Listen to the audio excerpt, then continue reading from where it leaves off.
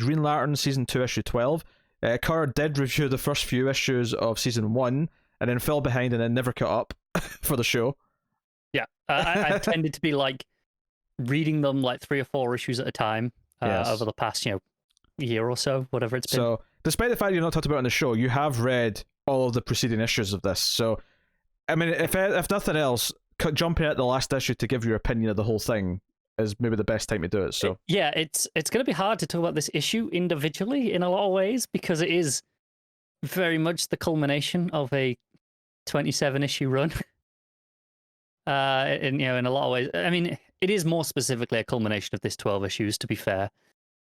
But this is the end of Morrison's tenure on the book, and Sharp's too. I say 27 because there was the 3-issue mini in between the 2 seasons with, I want to say, Zamanico on art, but definitely counted as part of the story, and it is kind of essential. So if you're checking this out and you're like wanting to read this run overall, do not skip that Black Stars mini in between. It is an important part of the story. But even before I get to the actual story of this issue, just holy crap, Liam Sharp brings his game on this book. I've always been a fan of his art, but the last, I don't know, 7 or 8 issues of this series in particular, he has got experimental, and not just in one way. Like, each issue has been doing something very different to whatever came before. This issue, and to be fair, 11 as well, because 11 and 12 are kind of a 2-part epilogue for a lot of it.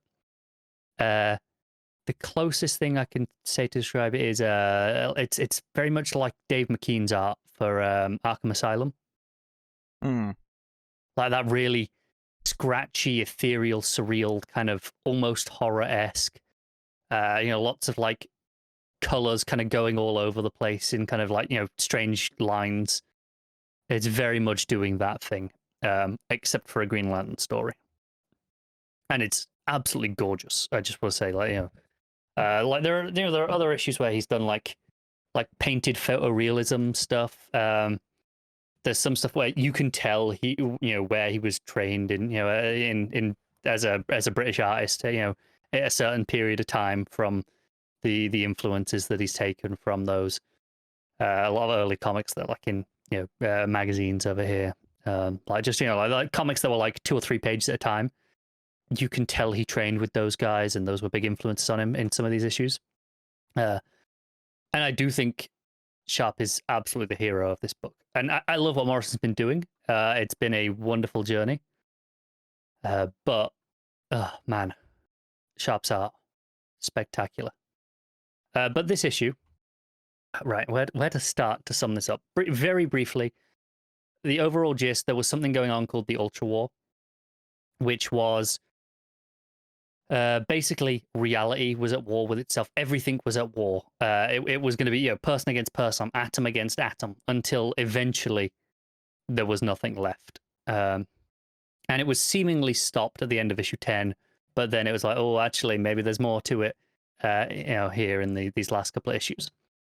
But we are back on, I want to say the planet's called Athmora, which was, I think, from earlier in season 2, which is the planet, which is like the fantasy planet, basically. And it had Sir Hal of the Lamp, which is what his name is there, basically. And the concept of that planet is it was frozen in time by Abin Sur.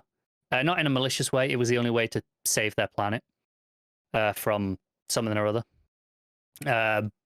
So they couldn't advance any further. But they were like just stuck there.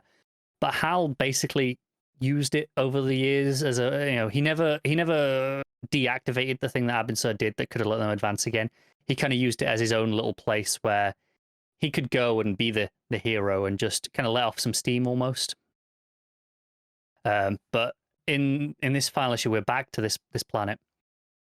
He hasn't got his power ring because that was lost at the end of the previous year. It was taken more specifically by the big reveal at the end of issue 11 was Hector Hammond is behind a lot of this stuff. Because of course he is the big-headed bastard. And a lot of Hal Jordan's typical villains are here on this planet now, along with Hammond. You've got Major Disaster, Black Hands here, bunch of others, and you basically have Hal without his powering. He has a big green sword and a shield, and he has to fight through all of these this fantasy world to reach Hammond. And it's as he's going through, kind of realizing that no, he probably needs to be better as well. Like it's all well and good, fighting the villains, but he needs to be better on a societal level and kind of advance things when he doesn't just have to. Like he doesn't just have to fight; he has to actively try and be better. And there's a lot of clear stuff that Morrison's talking about here. It's for us as people, it's all well and good. Us, sticking up for someone when they're in trouble. To think recently, it's all well and good. People donated to Black Lives Matter charities and supported those movements as they were happening, but that's kind of not enough. We can't just all right. We did our part. We contributed when it seemed like it mattered.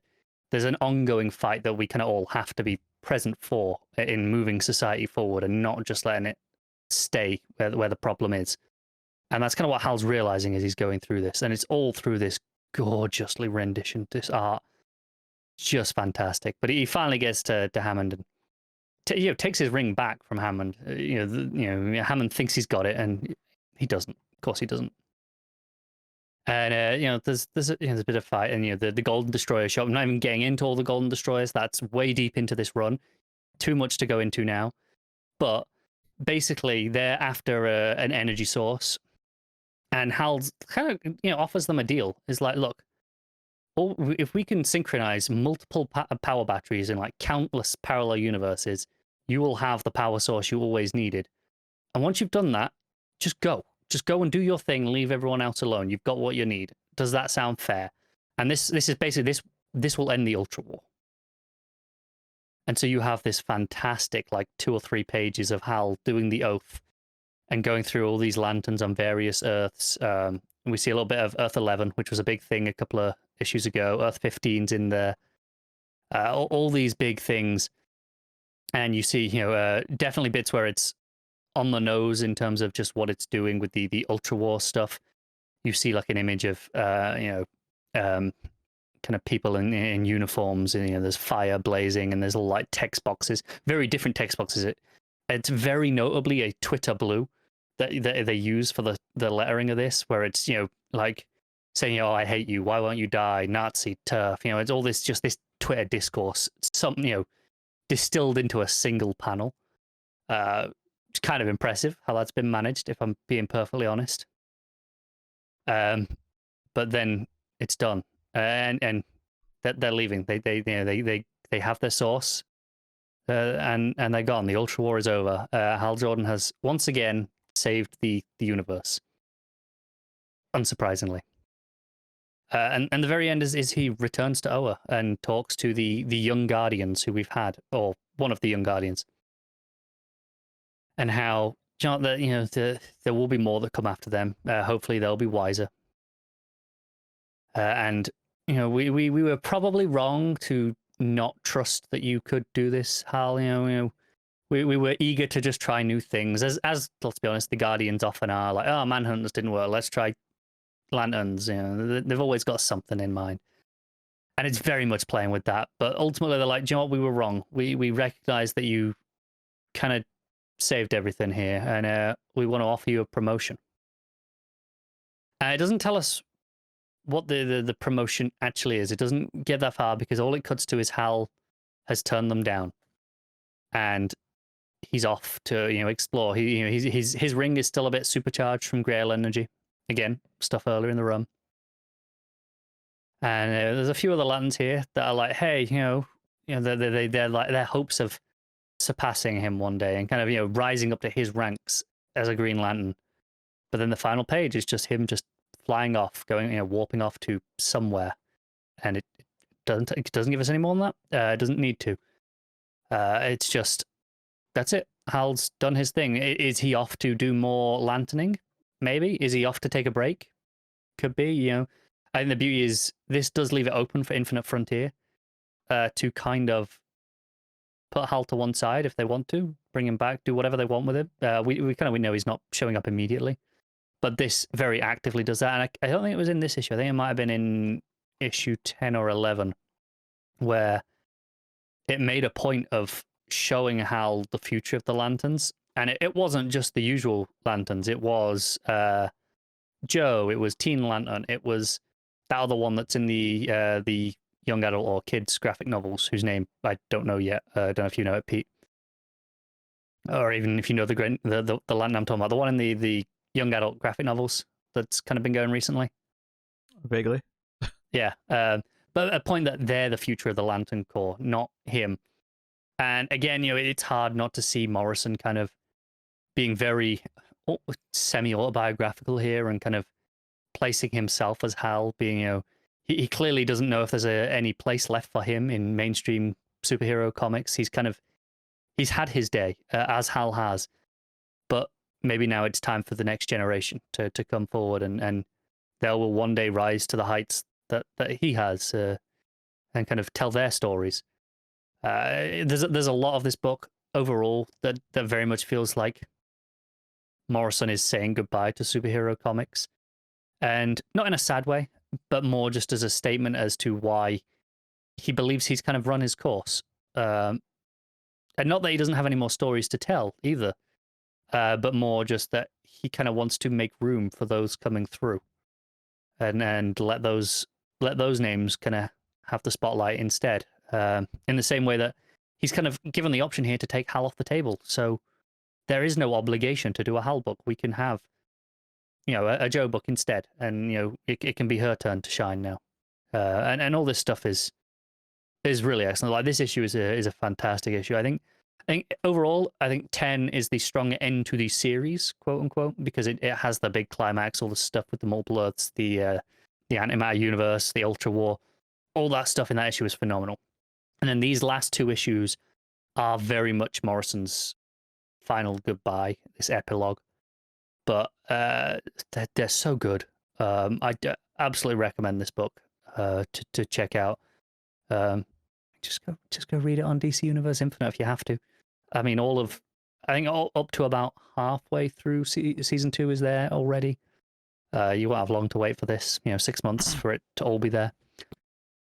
But yeah, no, this issue, it's probably a 9, which tells you how highly I rated like issue 10. If this was a 9, and then that was the better end to the series. But yeah, great book, and again, Sharp's art. Okay.